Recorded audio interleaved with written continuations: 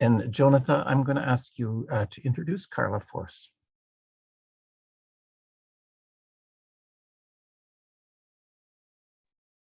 Okay, I'm not just going to introduce Carla, but Mariano too, because Carla, she is in partnership with him today. Oh, great. So I'll introduce both of them. So nice to be here with you guys. So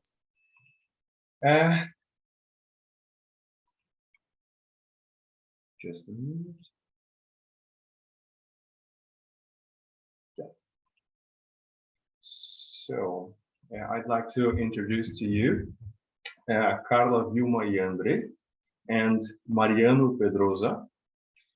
Starting with Carla, who is, first of all, a sister friend that God, through the diaconal ministry, has gifted me with. I met Carla at a retreat for students of diaconia in 2009. Then again, our paths crossed when I replaced her maternity license in 2012. When Mateus was born, and our bonds grew even closer when I had a grateful invitation to be the godfather to her daughter, Eva, who was born in 2019. Carla Vilma Iandre was born in Ibiruba, a small town in the rural area of our state in southern Brazil. She was ordained deacon in 2005, and she soon became a master in theology with an emphasis on care. She is currently the national coordinator for the diaconia of the Evangelical Church of Lutheran Confession in Brazil. So this is Carla Vilma Iandre, the deacon. And I'd like to introduce to you Mariano Pedrosa. He was born in Florianópolis, the capital of other state of the southern Brazil. He has experience in somatic experience in practitioner, trauma sensitive mindfulness, a trauma consultant, certification trainer in tension and trauma releasing, a trainer in integrative community therapy, and bioenergetic analyst. So this is Mariano Pedrosa. Welcome, Carla. Welcome, Mariano.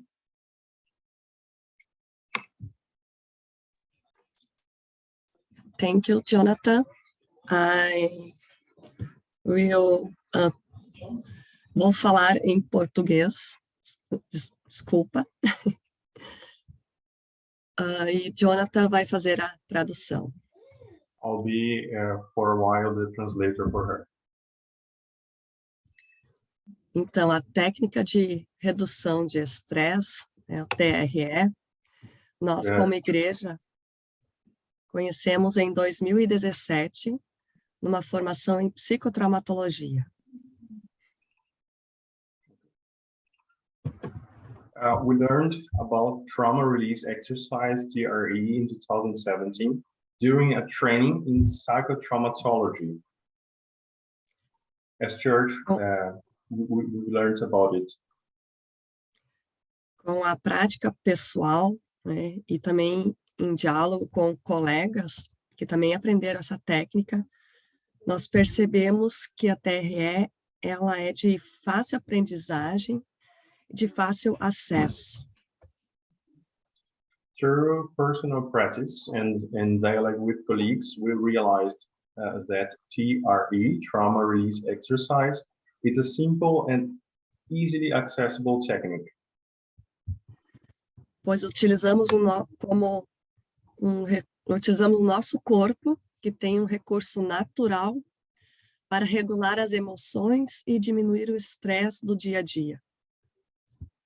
Because we can use as a natural resource our body to regulate emotions and reduce the stresses of the daily life. Enquanto igreja, enquanto diaconia, em 2019, nós realizamos a primeira formação de pessoas para serem facilitadoras da técnica. And thus, in 2019, the church and the Diaconia held the first training of facilitators in TRE to work in community contexts. E ano passado, então, a segunda turma realizou essa formação para atuar em contexto comunitário. And the second training class was finished their formation last year. Hoje, nós temos cerca de 25 pessoas capacitadas para ensinar a TRE. Nowadays, we do have as church around 25 people trained as TRE facilitators. Depois o Mariano vai falar um pouquinho mais do que é essa técnica. And then Mariano here will speak about what is exactly this technique. Mas nós percebemos que ela tem um impacto bem positivo junto, principalmente a crianças e adolescentes que são acolhidos pelas instituições diaconais. And we have been realizing that this technique has a very positive impact with the diaconal institutions, where the technique is used with children and teenagers as a tool to help them with concentration, body care, to regulate emotions, anxiety, and so on. Um outro grupo que acolheu muito bem essa técnica foram as mulheres que se reúnem nas comunidades. Another group that welcomed the technique was the women's group, women that are gathering in communities. Elas se encontram nos espaços da comunidade, até no ambiente da igreja, para realizar essa técnica corporal. They meet in community spaces and even in church to experience this body technique together. E elas relatam como é um momento importante para elas cuidarem de si e perceber uma melhora na qualidade do sono. And they reported that this time is to take care of themselves, and they noticed an improvement in the quality of their sleep. Como igreja, como diaconia, entendemos que essa técnica é um recurso importante para a promoção do autocuidado e do cuidado coletivo. As church, as diaconia, we understand that TRE is an important resource for the promotion of self-care and collective care. A diaconia sempre preza pela autonomia, e essa técnica promove isso. The diaconia valorizes to learn this technique to promote autonomy, to perform autonomy with the people, promoting this. Além de ser uma técnica que é acessível para todas as pessoas, pois precisamos somente do nosso corpo.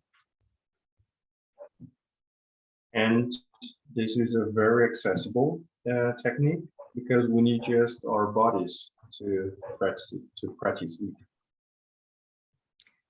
Então, para falar um pouquinho mais sobre essa técnica, eu convidei o professor Mariano, que é o nosso parceiro nessa caminhada da TRE enquanto igreja e também no Brasil. So, to talk more about the technique, I invited Professor Mariano, who is responsible for the trainings in Brazil, in our church. He's a partner on this way. Obrigada. Thank you. Okay, so thank you, Carla, and Jonathan Rodrigues. Jonathan. Jonathan Yes. Rodrigues. So we have been experiencing the expansion of this method in the network of IACLB in Brazil. Carla is basically coordinating and promoting, organizing. And as she said, it started in a training in psychotraumatology. I would like to share a little bit of my experience, because it's very connected to what I want to share with you today. Since the end of the 1980s, beginning of 1990s, I have been involved with body-oriented psychotherapies, like bioenergetic analysis.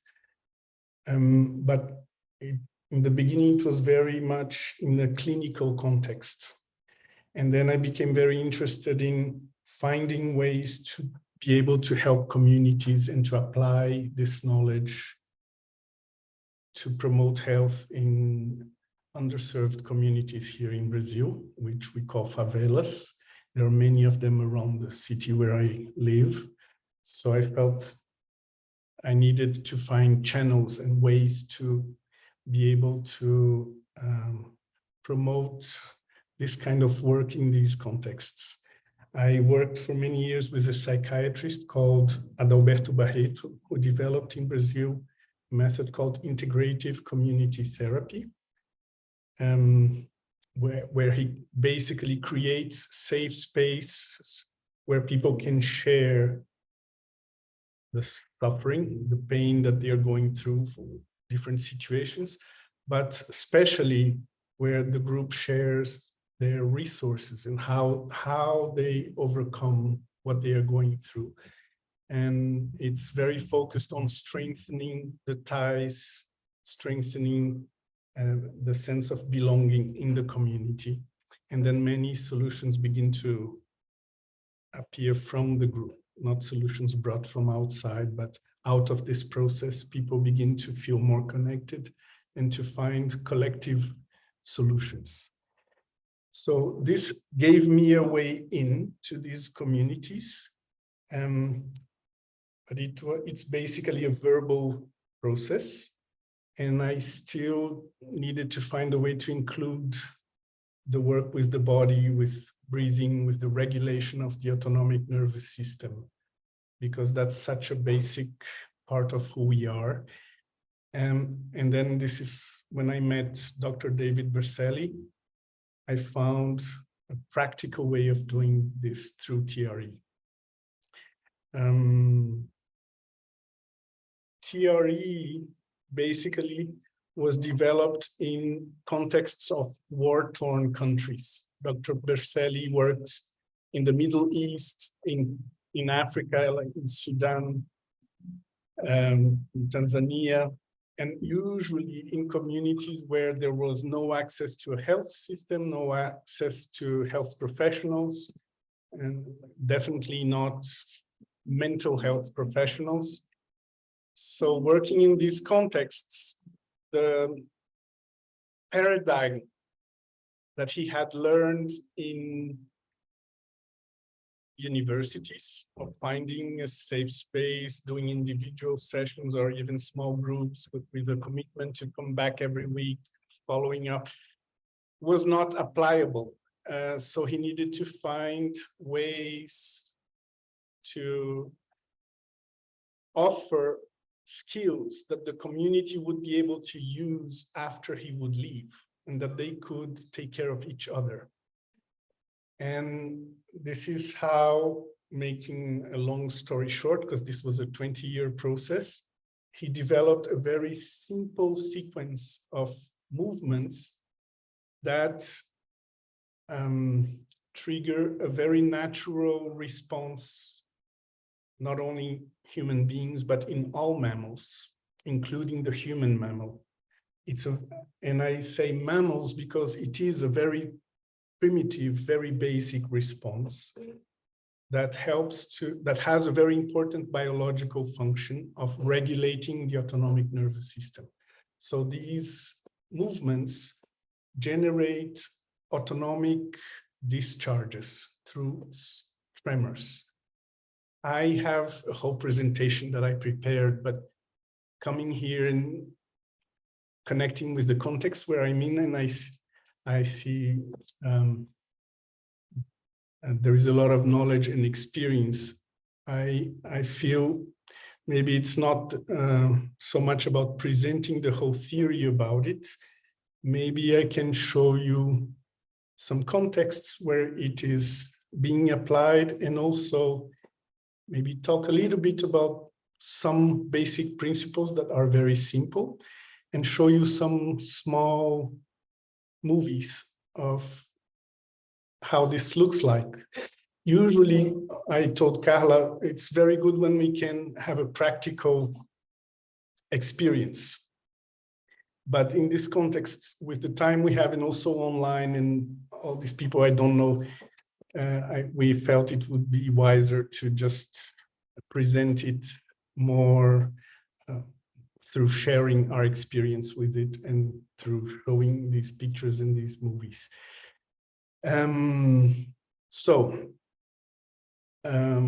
I've, since 2007, been involved in the training of TRE facilitators or providers here in Brazil and in several other countries. And I want to talk a little bit. I cannot share. I need to be a co-host to be able to share a PowerPoint. So the principles that we apply, it's basically understanding deeply the stress response. We can find ways to help the living organism, the living soma, the body, to strengthen and support the self-healing capacity of the organism, which promotes autonomy. We basically teach the person how to do it safely, the person or the group, what signs of unsafety the provider should be aware of, and easy ways to manage anxiety or any manifestation of unsafety, how to generate a lot of safety. So I will show you a little bit, start with this. So we are born with this capacity to generate energy, activation, mobility through our sympathetic nervous system. So our organism by nature can generate a lot of energy to do things and to face challenges and to overcome challenges. And we need that. So the stress response will activate that very strongly. And we also need calm. We need to be able to rest, digest, recover, and then be ready to continue with our lives. So this is this dance of the autonomic nervous system. These responses are not voluntary responses. They are triggered in the most primitive parts of our brain, and we can learn how to manage them and also how to help the organism to reestablish itself after a difficult experience. In the animal kingdom, this happens in a very spontaneous, very natural way, because there is no conflict with the instinctual response that discharges the excess of energy that has been generated to face challenges. But in human beings, we can and often do go into a conflict with some responses that are actually healing responses, but that we feel we are losing control. For example, tremoring is usually something people don't like to experience. We have associated it, codified it culturally as something negative or something wrong that is happening to me. So learning to feel safe, to experience these responses, feeling safe, opens or really strengthens the capacity of our body to recover. I will show you very briefly, let me stop this, how easily this happens in nature. Okay.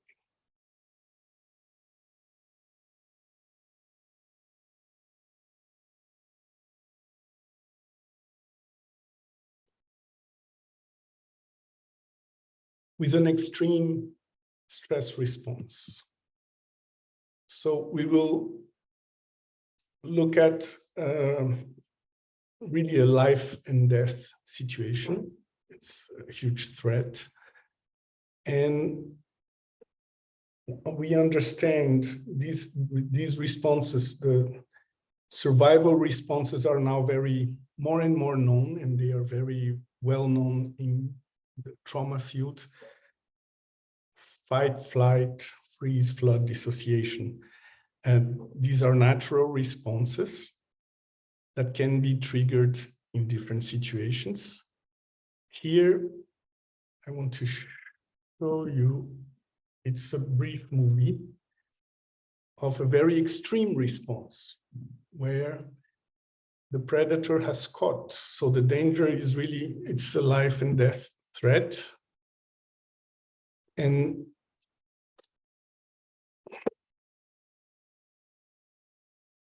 the prey now is not acting dead. This response is very well known. It's triggered in the brainstem and it imitates death. For two reasons. One, this can help the animal survive, which is the case in this movie, as we will see. Or if the animal now will die, it's numb and it's not really there. My body is here, but I'm not here anymore. There is a deep dissociation. So in this case, the predator is trying to keep the prey that he caught, but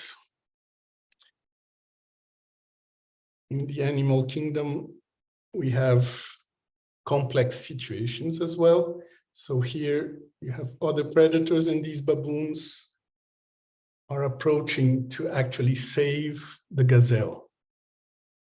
I don't know if it's exactly a gazelle actually, but I think it's an impala, they call it. So we can see that, okay, the animal doesn't move, the eyes are frozen, there is almost no movement, no breathing.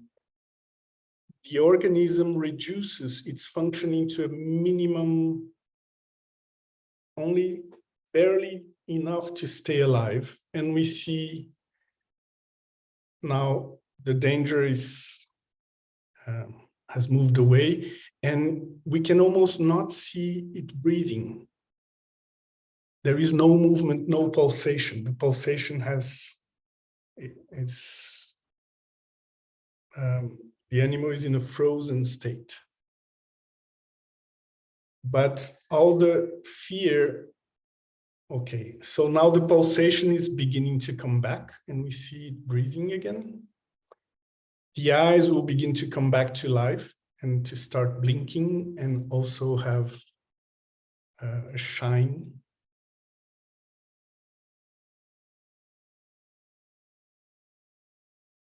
And underneath the freeze response, all the fear, all the activation of the fight-flight response was still caught in the nervous system.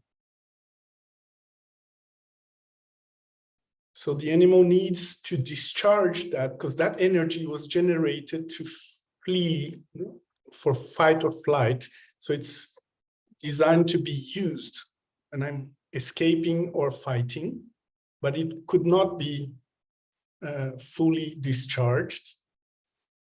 So now this happens. It's a very natural response where the organism begins to discharge the excess of stress that was generated. And if it stays locked in the nervous system, will generate symptoms, and often symptoms that we know as post-traumatic stress, because the experience is unfinished business. It's not completed. So this response is helping the animal to complete the experience through this deep discharge. And when it's fully discharged, which can only happen because now there is safety, the animal will go on, and it survived a near-death experience.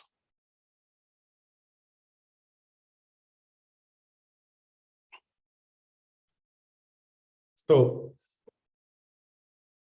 the principle behind TRE is we have, just as children learn to not fully cry or not fully laugh anymore, we learn to inhibit our natural responses. We have learned as human mammals to inhibit the tremoring response because we don't like to feel that we are losing control. It's very connected to the sense of I'm losing control. But there is a very essential difference between losing control or surrendering to an autonomic response. And the difference is a sense of fear or safety, when losing control is a fearful experience. Experiencing involuntary movements and feeling safe can be a very pleasant experience and very relaxing experience. So it's reconnecting and becoming familiarized with this response again.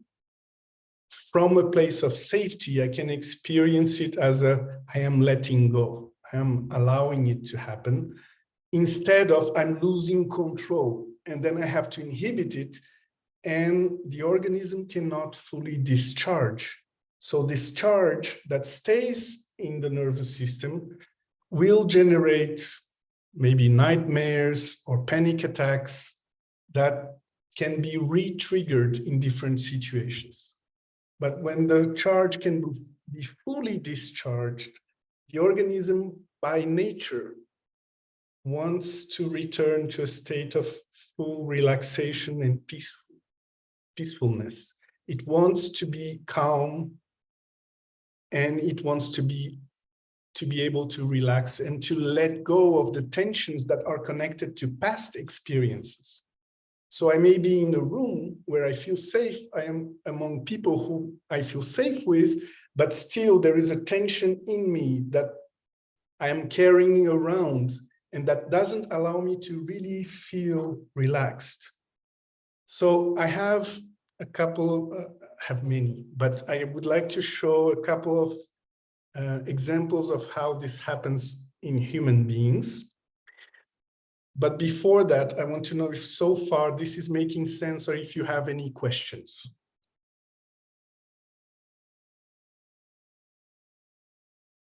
Ramona,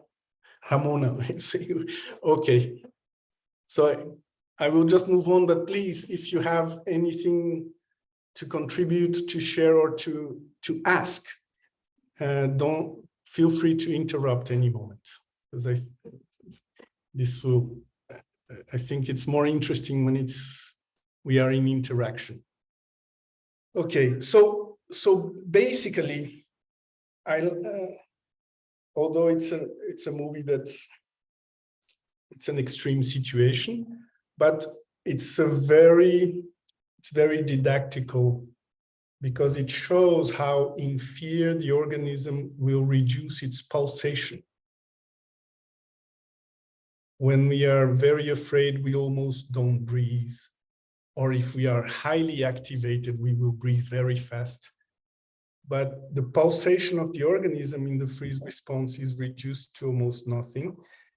Basically, we are, through simple movements, it's possible to activate this tremoring response in a way that the person feels safe. Because in the training, we learn to activate the tremors, but also, how do I stop them if I don't like what's happening? And the principle we begin to emphasize is self-regulation. I can manage myself with this response, and I can stop it if I don't like it, and I can go back to it because I feel it's so good for me. And this strengthens and develops autonomy, because after a while, the person doesn't need a therapist or a specialist to be here. The person can use that as a self-help tool for the rest of his or her life. And in groups, this deepens a connection to people's bodies and natures, to the deeper nature. And when people share these experiences, we always, of course, tell them that they don't need to share anything they don't want to, but if they can describe the experience they had in their bodies, because for one thing, it's important to also integrate other parts of the brain. This experience is very non-verbal. When I put it in words, then I can make sense of it. And if I am sharing it, I am also bonding and connecting and activating what in the polyvagal theory is called, Stephen Porges called the social engagement system. So people begin to share from a very intimate place, but in safety. And this also, in our experience with communities, it's not only helping the individuals to discharge, but it's also helping to promote stronger ties, stronger connections, and sense of belonging. And in the way we are training, and this is how it's happening with Carla and with the church in Brazil, the church in other contexts, it's the implementation process needs to be part of the training, because each context will have peculiar challenges, specific challenges. And if people wait to be certified to then start implementing, often in our experience, they give up, because it's not an easy process to implement it weekly. So when this happens during the training, we can support the implementation process. They can share. It's a supervised implementation process. They can share the challenges they are facing, how they're dealing with it, and have more ideas about how they can overcome the challenges that they are facing. And this has been working very well in many different contexts. I will, before I show you some more movies, I just wanted to show you, let me see if this is the one. Okay, so I will share with you briefly a few pictures. It's more about the pictures. I mean, there are texts as well, but just to show you a little bit some context in which theory is being applied.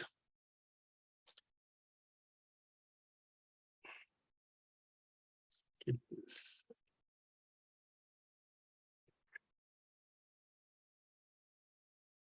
Okay. So chronic stress, chronic tension will produce physical symptoms, psychological symptoms, behavioral symptoms. So this will show in different ways. Okay. So this picture is in the beginnings of the development of TRE. Dr. Berselli is there. This was in Sudan in a refugee camp. And he was helping refugees to release some of the tension they were carrying in the bodies because of the hardships they had faced. This is in Braslândia, where it's a town near Brasilia. This was open to the public in general. It was organized by a medical doctor who is a friend and who implemented it weekly in the health center. TRE is now an official integrative practice in the public health system in Brazil. This was a training of community health agents in Pirambu. So community health agents are usually people from the community who have a basic training, and they help the health system to identify quickly families that are in trouble or people who are beginning to get ill. And in this case, they were learning to promote TRE in the communities where they live. This is a typical TRE session in a community. Indigenous population. So of course we needed, it's very cultural sensitive because it's such a primitive mechanism. It's universal. It's, like I said, not only human beings, but all mammals. It is possible to make adaptations so that it is culturally respectful and adequate, and it can happen in a way that makes sense in that context. It is applicable to large groups of people. So of course, when we do a session like this, this is not the rule, it's more an exception. Here there were 120 people. We were trying to promote TRE, but the whole training group was about to end their training. We had 20 helpers. So 20 helpers for a group of 120, about each helper was looking or caring for about 5 to 6 people. So we look at this large group, but actually it was very safe and it can be done like that. And different NGOs. This is an NGO that works with women in Brazil, in Vietnam with another NGO in the networks of, it was especially women with disabilities. It's people with disabilities, but in this case, it was especially women. They have a network of associations of people with disabilities. In Vietnam, it's about 7 or 8% of the population carries disabilities. And then again, we can make adaptations. This man cannot stand up. So it's always possible to adapt the exercises to come to the tremor response. And once the tremor response is established, it has a life of its own. It travels through the body and the person doesn't need to do anything except self-regulate. Okay, and this was a... Okay, so... I have a question. This is Ramona. Briefly... Can I ask a question? Show you maybe now a couple of human beings experiencing the tremors. Mariano, Sister Ramona had a question. Perhaps you're getting to answer it, saying you're going to show the tremors. I was wondering what the tremor response looked like. So this was in the context of a training group. So this is a young psychologist who was in training. But of course, if I want to apply this to other people, I need to experience it in my own body so that I feel safe with it. And now I can create safety for other people to experience it. And here I want to show you this response specifically, because there are different ways the body can tremor and release, but this is one we see often, the flight response, where the legs want to run, but sometimes I want to run. There is the impulse to run, but I cannot run. Let's say my boss is screaming at me and the flight response is there and my legs want to run, but this response is inhibited. It stays in the body as an incomplete response. And then through the tremor response, you can observe this kind of thing. So you see his facial expression, you can see that, okay, we have permission to film and that he's feeling safe. He's not afraid of what's happening. And he's not doing that with his legs. The autonomic nervous system is discharging. And this releases often a lot of anxiety, a lot of activation from the nervous system.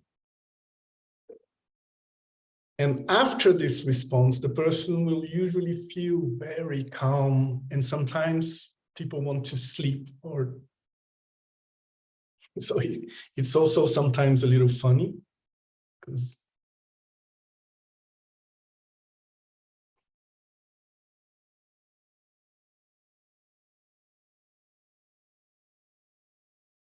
and when the person has a response like that, he knows, and we make it very clear. Any moment you want, you can stop, you can turn to your side, you can sit, you can stand up, walk around, so you can stop that response if you want.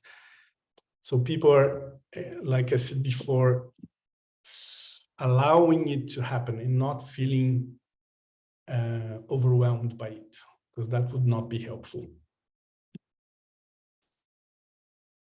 I have more small movies like that, but I think it's good if we can still have, sometimes I see we have about 15 minutes. So if we have some time for questions or any comments anyone would like to make.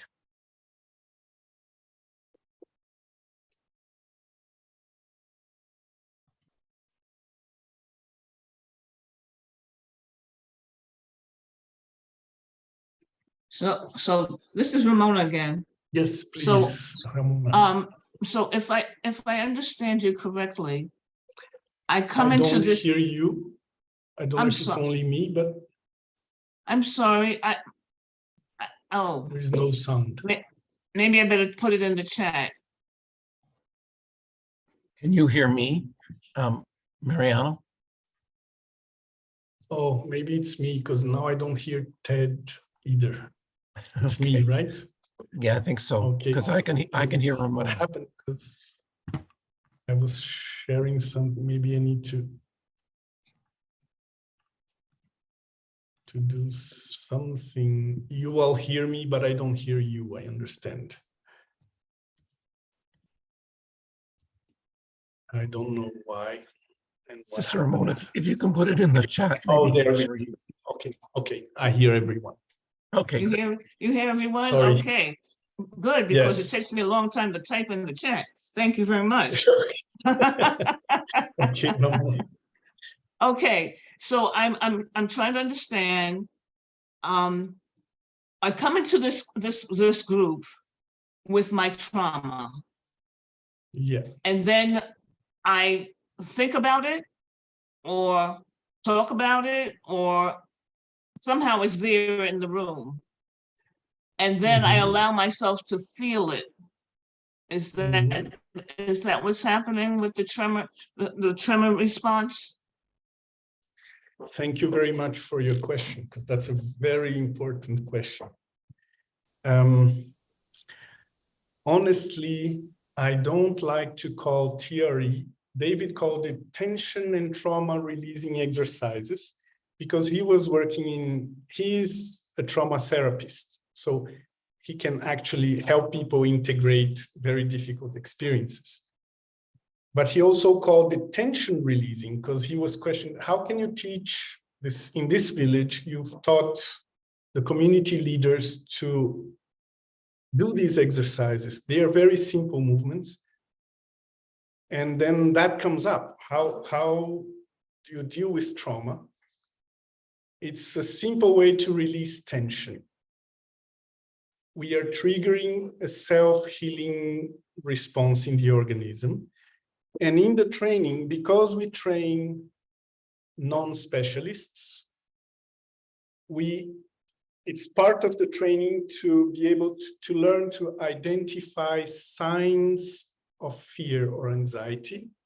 And then we teach what I like to call psycho-emotional first aid tools. So the providers will then help the person to just calm. And it's not a place where it's not trauma therapy in that sense. We say it's stress reduction. We are releasing some stress that our bodies are carrying. And it's a bottom-up approach. By bottom-up, I mean we have a top-down circuit where I think like more what you described. I think about my trauma. I know I've been traumatized.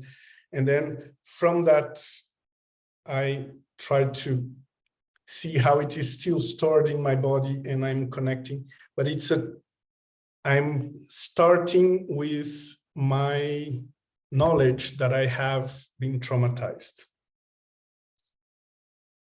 Bottom up is more like this very basic response, independently of whether the person has been traumatized or not, is triggered at brainstem level, at a very primitive place, and often can be experienced in most cases in an easy way with no fear. People feel, okay, in the beginning, maybe a little strange, but people become familiarized with that response. It's more like a generic response that is triggered. We are not focusing on pathology and we are not focusing on trauma. We are triggering a generic response that is inherent to the organism and to the self-regulating capacity of the autonomic nervous system. And sure, at some point, especially if the person is repeating this, at some point, the person may begin to make connections or maybe an emotion comes up and a memory comes up and the person is now talking about a difficult experience he or she went through.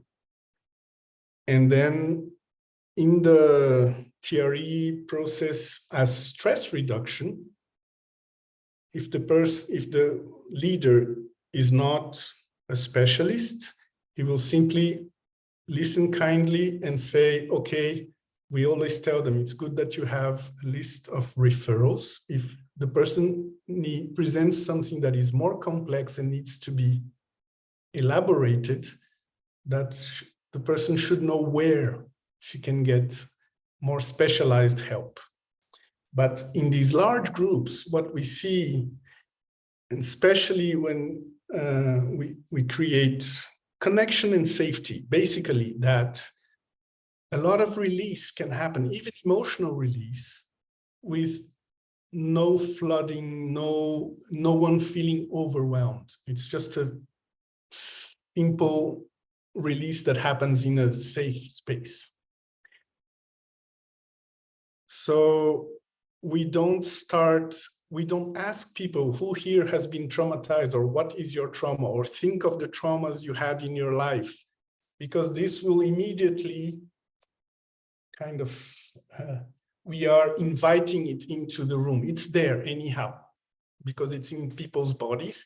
But if I induce it, then it's bound to generate more anxiety and more fear in the room, because people are afraid to deal with that. And really, it can be taught like a Tai Chi class, like a yoga class, where we are not openly just saying this is to heal traumas. We are saying this is to reduce stress. We will sleep better. We will feel less anxious. And people feel these benefits. And this is true. We are just reducing anxiety, reducing stress, releasing tension. But sure enough, some people may present more complex issues. So the context where this happens is very important. If people have more complex or are have more complex, for example, we have contraindications. So if people have more complex psychiatric issues, for example, have more difficulty organizing themselves. This can still be done, but in a context where they have more support. So it is being done, and I have done in places where, okay, there is the psychiatrist, there is the family therapist, the psychologist, and then TRE comes in as one element of a more integrated treatment program. But in the communities, we don't really know who is going to show up. I mean, like we had these 120 people. Some people sure had more difficulty. Some, I think, 120, maybe 4 or 5 people had a tendency to have emotions that would have been too strong if there weren't people there to just help them organize themselves with the emotion, allow it to come out without disorganizing. The way it is presented, Ramona, is as a sequence of very simple exercises that will produce a deep effect that helps us to feel more relaxed and more peaceful.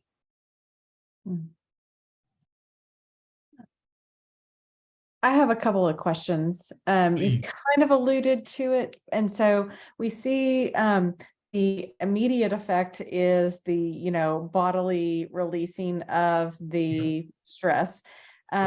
You talked about sleeping easier, feeling more relaxed.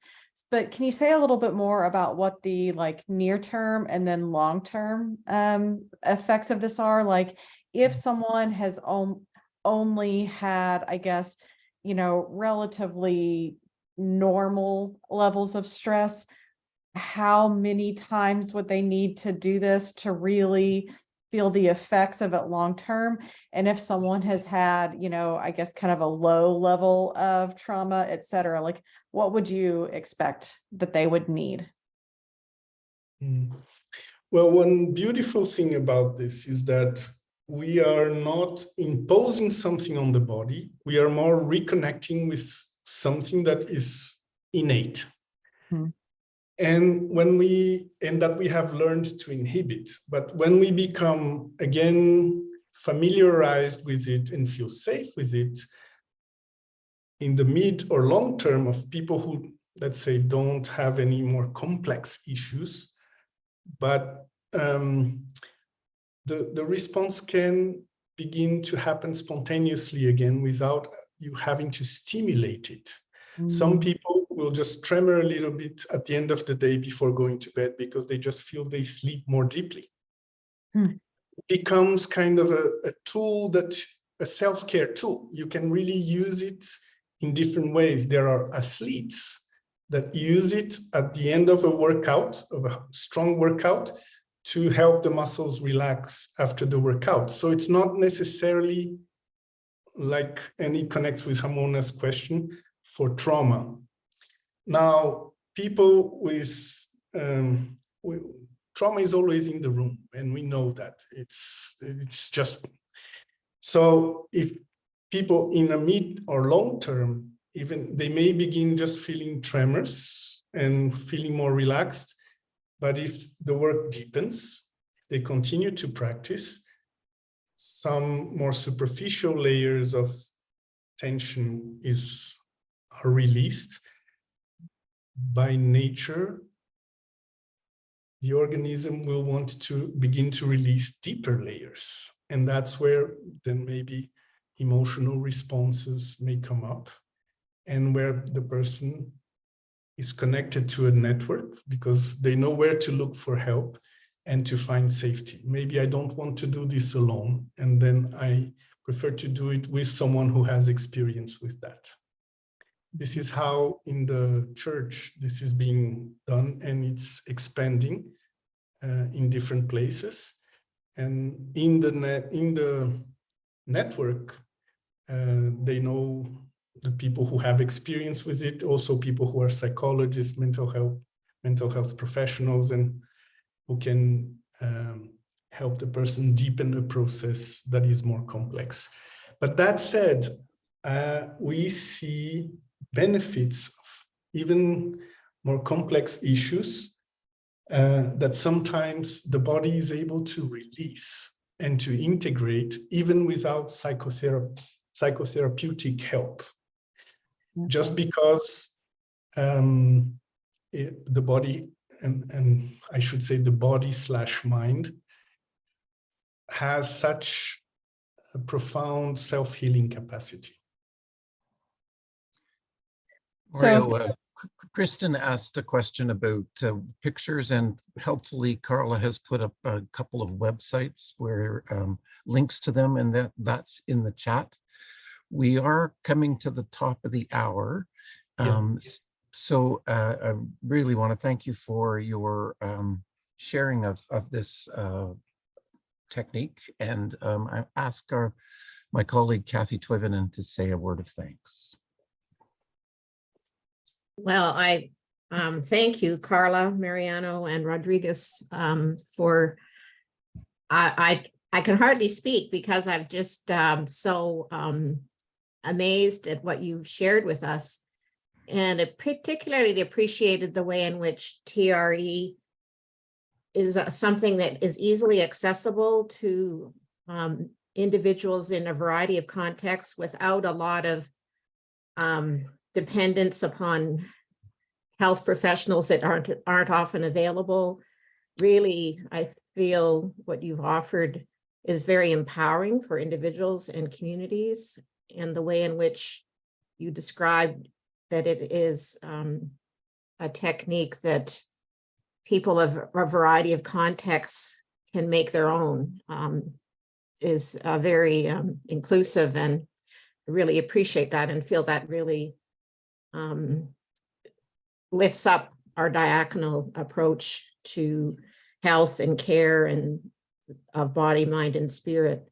And I appreciated the way in which all of you encouraged us ourselves to listen to our bodies. I think we often forget that we are incarnate beings, and it's not just about the head, it's about body, mind, and spirit. And the more we attend to all three and care for all three, the more whole it will be. So it's been a very eye-opening.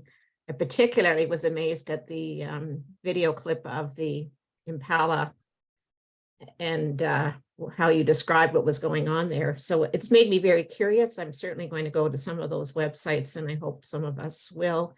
And I hope that there's some way in which we could learn about where this is happening in some of our other contexts, whether it's North America or the Caribbean.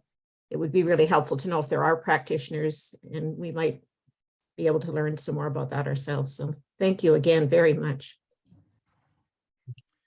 Thank you, Kathy, and thank you to our presenters. I was feeling too the influence of Paulo Freire in the community-based approach to the work. Astounding. Thank you. I have a couple of announcements. We still have two more. This is the last of the To Claim Healing for Ourselves that DOTAC has been sponsoring, and thanks to Deacon Dave Hellerich for his work in administrating this and setting this all up. Deeply appreciated, Dave. We have two more of our Mondays in May series on diaconia. On Monday, this at 1 o'clock Central Daylight Time, we have Manhai Yip, who's from a professor at the in Lutheran Seminary, and she's going to make a presentation, and we look forward to that. And then the last one is on the 29th with Mary Elizabeth Moore. We also remind you to, if you haven't registered for DOTAC Assembly this summer in Minneapolis, August the 14th to the 18th, the price goes up June the 1st. So, and our numbers are rising. So that's really exciting, and promises to be a brilliant time together. And I'm going to call on Monica to end us with a time of prayer. Let us pray. Creator God, we give thanks for your grace and favor, for the wonders of your creation, and for the changing seasons as new life springs forth and blossoms all around us. We thank you for this gathering today that helped us to be in tune with our mind, body, and soul. Help us to always be mindful of your presence and to pause from the busyness of life to connect with you and our inner being. To be mindful of the needs of others around us, to see your spirit reflected in everyone we encounter, despite their circumstances. We are a resurrection people, and in the word of the psalmist, we sing your praises. Lord, you are great and so worthy of praise. One generation will praise your works to the next one, proclaiming your mighty acts. They will talk all about the glorious splendor of your majesty and contemplate your wondrous works. They will speak of the power of your awesome deeds. They will rave in celebration of your abundant goodness. They will shout joyfully about your righteousness. Lord, you are merciful and compassionate, very patient and full of faithful love. You are good to everyone and everything. Your compassion extends to all your handiwork. All that you have made, give thanks to you, Lord. Bless us, Lord, as we go our separate ways, and fill us with your peace and joy as we go out into the world in loving service today. In Jesus' name we pray. Amen. Thank you, Monica. And thank you